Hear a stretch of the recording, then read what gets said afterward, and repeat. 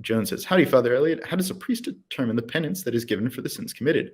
For the same sin, I've had the sign of the cross as well as the Divine Mercy Chaplet from two different priests." Yeah, really good question. And so penances in general, given by priests, there is first off kind of the formation that the priest received. So, certain priests received a formation that was a little bit, larger penances, you could say, and some received that or a formation that pushed more towards lighter penances. And so that can be one influence. But then also there are a few other things that influence how priests should give penances. And so one is you try to assess the gravity of the sins. So if there are more serious sins, there should be a little bit heavier of a penance. And if there are lighter sins, a little bit lighter of a penance. And then also you look at the capacity or the state of the person.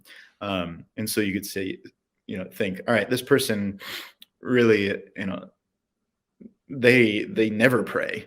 And so if I give them a decade of the rosary, then that's going to be a really heavy penance.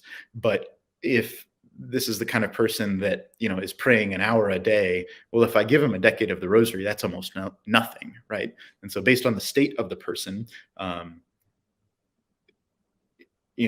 kind of changes what is considered to be a weighty or a light penance.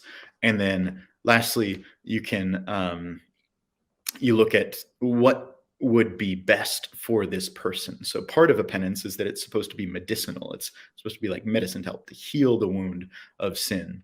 And so you also are supposed to look at a person and say, well, what would be best for this person in regard to them actually being healed from the sins that they brought to confession today?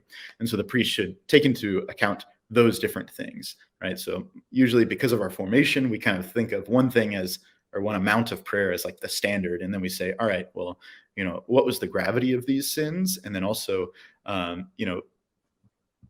based on this person and where they're at in the spiritual life, what would be considered heavy or light? And then lastly, what would actually be the best thing, considering all of that, what would be the best thing to help heal this person's, the effects of sin in that person's life? Yeah, hope that helps.